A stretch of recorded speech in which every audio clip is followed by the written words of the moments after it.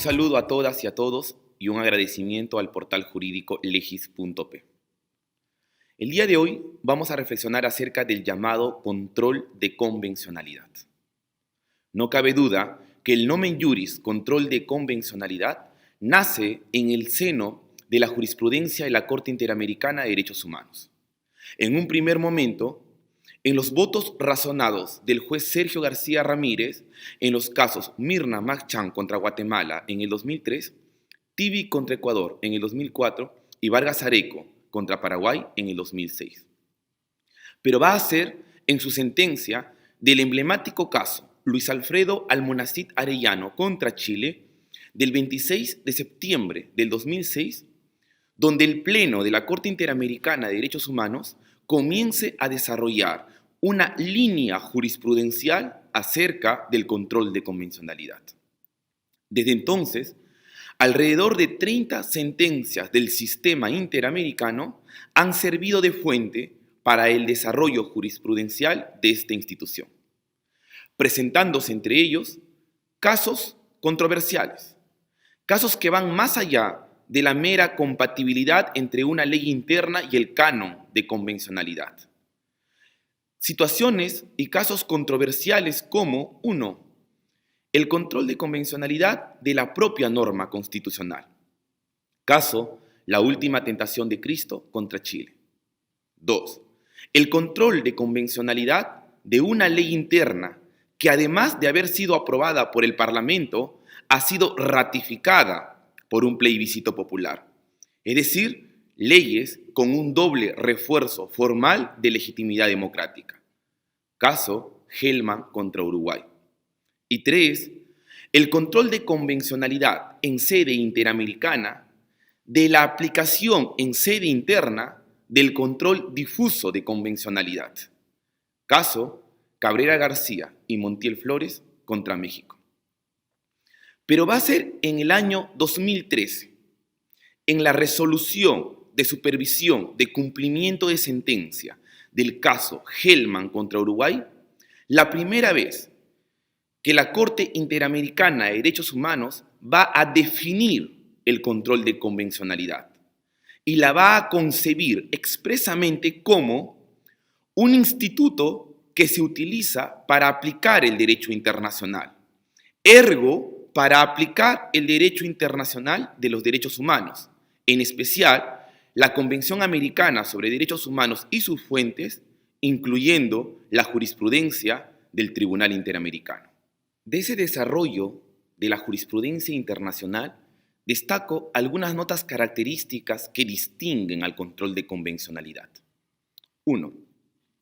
Se trata de una obligación internacional de todos los estados que han ratificado la Convención Americana sobre Derechos Humanos y se deriva de la obligación de adecuación del derecho interno previsto en el artículo 2 convencional. Segundo, se trata de una obligación internacional que debe ser ejercida por todos los órganos estatales, incluidos sus jueces, en el marco de sus respectivas competencias y regulaciones procesales correspondientes. Suscribo entonces que nos encontramos ante una institución que busca garantizar el principio de la eficacia útil de los tratados sobre derechos humanos. Porque afirmar que las autoridades nacionales, pero sobre todo los jueces nacionales, son también jueces del sistema interamericano y así como tienen la obligación de ejercer el control de constitucionalidad de las leyes, ejerzan también el control de convencionalidad de las normas, de tal suerte que se advierten una incompatibilidad entre el derecho interno y el corpus juris interamericano, recurran a una de las intensidades del control de convencionalidad, no es sino reconocer la eficacia útil de los tratados sobre derechos humanos. Pero así como reconozco las bondades de esta institución del derecho internacional, desde una postura académica discrepo con lo señalado por la Corte Interamericana de Derechos Humanos desde el caso Almonacid Arellano contra Chile en adelante, en el sentido de establecer que el control de convencionalidad deba ser ejercida por las autoridades internas de acuerdo o en el marco de sus respectivas competencias y regulaciones procesales correspondientes. Esto significa que el control de convencionalidad debe ser ejercida en los estados de acuerdo al modelo de control de constitucionalidad diseñado por el constituyente. Sin embargo, analicemos la naturaleza jurídica de cada una de las reglas. Primero, la Corte Interamericana sostiene y reafirma que el control de convencionalidad es una obligación internacional. Obligación internacional que se deriva de la obligación de adecuación del derecho interno previsto en el artículo 2 de la Convención Americana. Segundo, no cabe duda que el control de constitucionalidad diseñado por los constituyentes es una regla del derecho interno. Es decir, nos encontramos frente a la dicotomía regla del derecho internacional versus regla del derecho interno.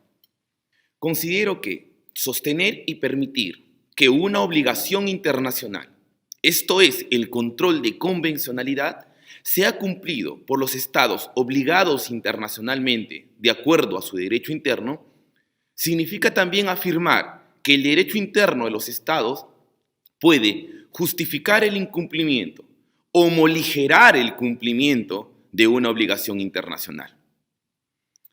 En otras palabras, esto abre las puertas a la posibilidad de que los estados puedan oponer su derecho interno para definir la forma del cumplimiento de una obligación internacional.